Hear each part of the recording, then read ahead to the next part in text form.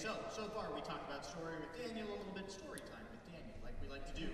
And then we showed you amazing operation. Again, great work to the demoers. We talked about PvP systems a little bit, but it seems like there's one other thing I promised you. Let's see, what was that? Oh, right! Game testing, the thing that literally keeps the live producer up at night, all night long. So I can tell you, testing has been going very well. We continue to expand the number of testers that we have. We're gathering fantastic information that helps us make changes as we get closer to launch.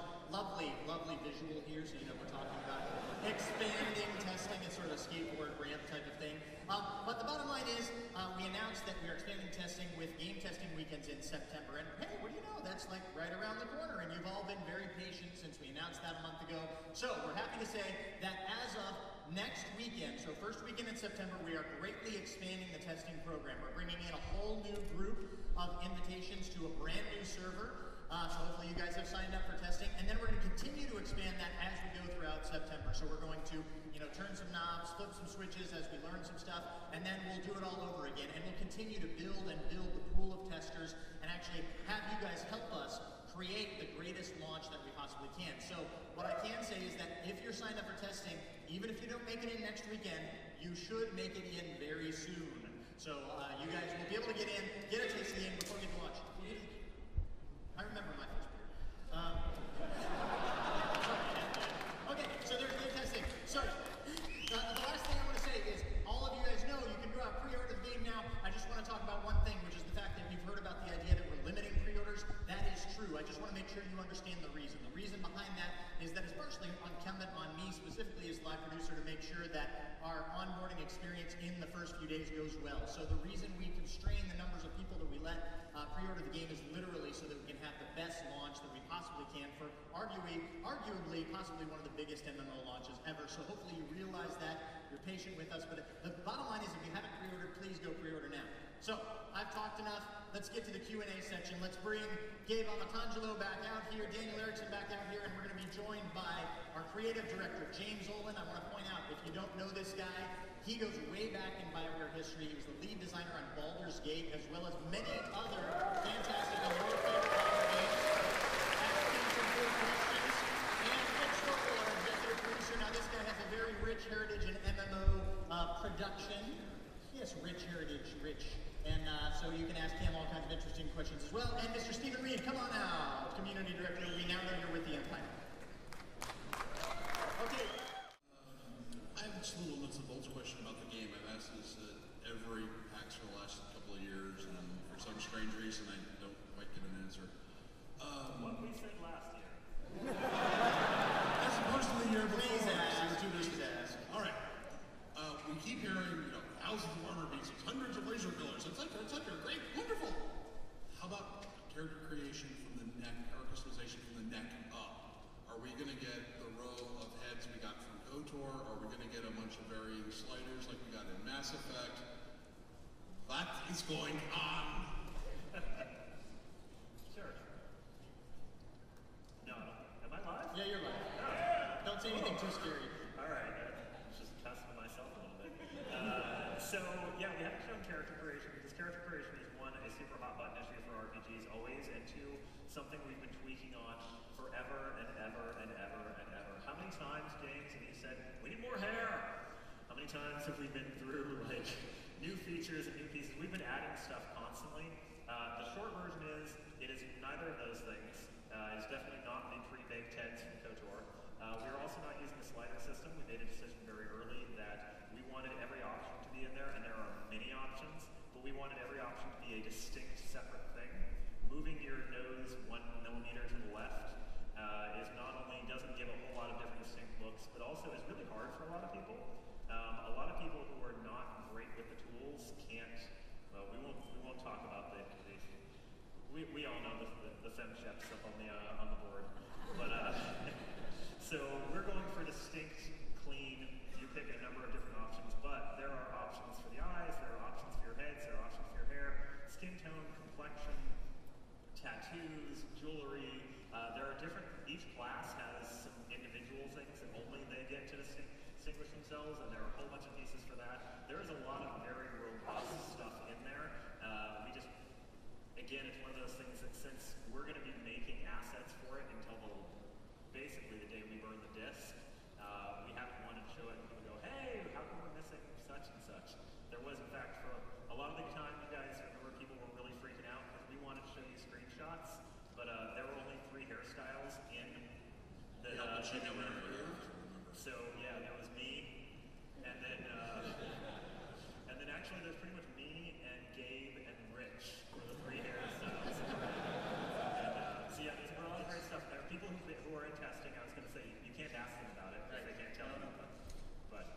is a really robust system. There's a lot of stuff. Yeah, and it's getting better every day, and it's something that we'll continue to expand on all the way into the future. Right. I feel like you'll be satisfied with it. There's a lot of options. Who's next? Hi. First of all, I'm a huge fan, and I'm really excited about the game coming out, so thank you. Secondly, it's actually kind of works well with the other question. Will our armor and robes appearance be customizable, or will it be sets, or how is that whole thing going to be A working? mix thereof. Yes. There'll be sets, and there's also, with social points and some other systems, you'll be able to get some of those iconic outfits. It might be earlier level if you want to look like Obi-Wan Kenobi. You can look like Obi-Wan Kenobi. Or Boba Fett and what have you. And there's also the sets that drop and like the operations and stuff like that. And then there's the sort of mods you can put in those iconic sets from the operations or the PvP, etc. So there's a lot of different choices you have in the end game. You're not going to be seeing a lot of people looking the same. There's a lot of options. Will you be So- able to level up your gear as well with you? Yeah, so that's sort of what Gabe's talking about. Is what we did is there are certain sets of gear that are pretty hard to get, and those are the moddable gear. And the moddable gear does not have a level in and of itself. The mods bring the level. So if you want to be the, I'll go ahead and throw this out here because I know it's one of the ones we talked about. Like, so for instance, under the social systems, if you want to be the person who worked hard enough that you got a full piece of sand person armor, and you're the guy who wants to be in the raid with fully modded out, level 50 purple mods in your sand people gear, go for it. People are going to notice.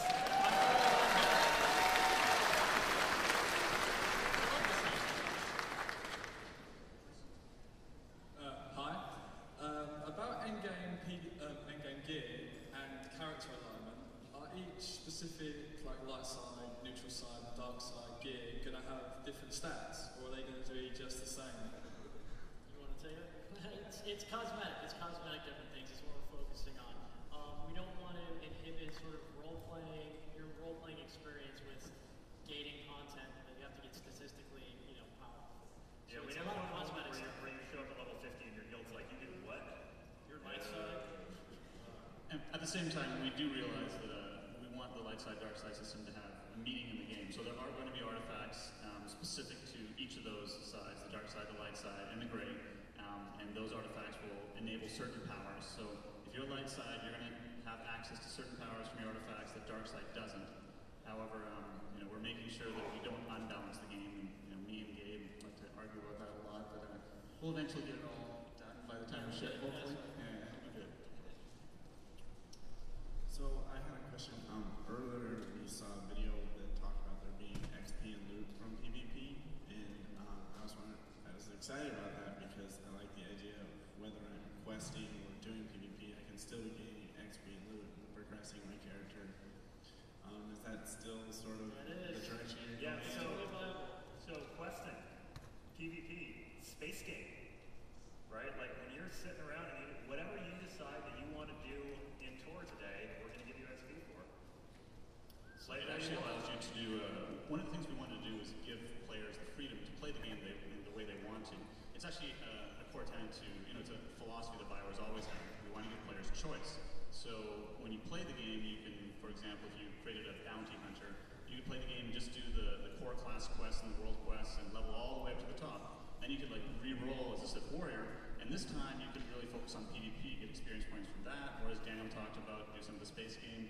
Or in fact, if you were a crafter, you could just stay at level 1 and craft the whole game for 200 hours, which is Daniel's dream. I don't know why, but Let's be clear, because this will go all on the sites. You can't really bet level 1, you kind of need your shit.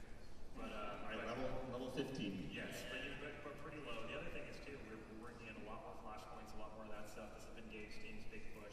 So we're going to have flashpoints there for you pretty well all the way through the level pushes. Your level 8 up, you can do flashpoints if that's what you want to do. You can do war zones. You can do, you can do all the different options. You can get fully geared out for war zones and PvP, etc. So We actually have a whole quest line called the Heroic quest line, which is only doable in a group, and it has some of the best gear. It's kind of, they're almost like mini flashpoints, though some of them take place in public space, some of them are instanced, and there are literally hundreds of those in the game. And those, in fact, will switch to dailies, correct? Yes, they are repeatable. Several of them are actually repeatable, so yeah. great part about that is if you're doing, you know, your class stuff is totally different between each class, but if you're on the same side, you're going to have seen some of the content before if you're going through it again. So you really can just decide, hey, this time I'm going to do the stuff that's different, and then I'm going to play more flashpoints, more PvP, or more raids, whatever. All right. Alright, cool. So that was actually a pretty good segue into my question. So nice job with that. So the question I have is I'm really excited about the depth of story and like you were talking about the Bioware, kind of like the hallmark of Bioware games has always been being able to tell your story and make choices and decisions, etc. Right? So my story would be different than almost everybody else's story here, right? Et cetera, right? So how do you manage that, right? Moving forward as you get progressively, you know, further along in the game, because every decision is a branch, right? And then that decision branches, and then that decision branches, and then by the time I get to level 50, my story is completely different, and now I've got to like group up with people with your, you know, like in-game content, and just beyond that too. I mean, like 3-4 years down the line, I've got these like exponential branches that are out there. So how do you guys manage that from a functional standpoint? So what we were talking about is a thing that we call global variables, and the programmers love us because the writing team says, "Hey, you know that thing you did on the origin world? We need to remember that, and we need to remember that for a few hundred hours because that's going to come bite you in the ass later." Honestly, for us, it's just about really good documentation. It's about knowing which things are important to remember. A lot of the stuff and the choices you make, just like choices you might make in relationships or life or whatever, are important for a little while. How you dealt with that NPC is important for the other times you're going to deal with it. After that, we can actually drop that variable. There are some variables that are going to be important forever, and we're going to carry those around. So it's a very judicious use of making sure we know which things we have to carry around as, let's just say, your player's emotional baggage. That, and as we're going into future territory, we're already like, whoa, some of these characters have a lot of baggage. And which ones we can use as temporaries. I don't think we would have ever been able to do this in this kind of environment had we not had the experience with things like Dragon Age and Mass Effect and these very complex RPGs that are entirely driven this way. So, sorry guys, we unfortunately are almost out of time, and I know there's long lines out there, so we're going to take one more question, and then I encourage you, please come see us at the booth. Like, we'll be back at the booth after this, and we're happy to talk to folks. That's why we're here. So, one last question. Again, sorry about that. So, in the MMO world, we've seen times to max level from anywhere from 3 days to like 100 days. Do you guys have a goal that you're trying to shoot for as an average amount of time it takes someone to level in terms of playtime? Yeah, we do have a goal. We set that very early on in the start of game design. However, the goal isn't set in stone. One of our philosophies is we want to make sure that the game is fun from beginning to end. That we never introduce a grind just to force you to play an extra 50 hours. That's been very much a core of the design philosophy. So we've had a goal.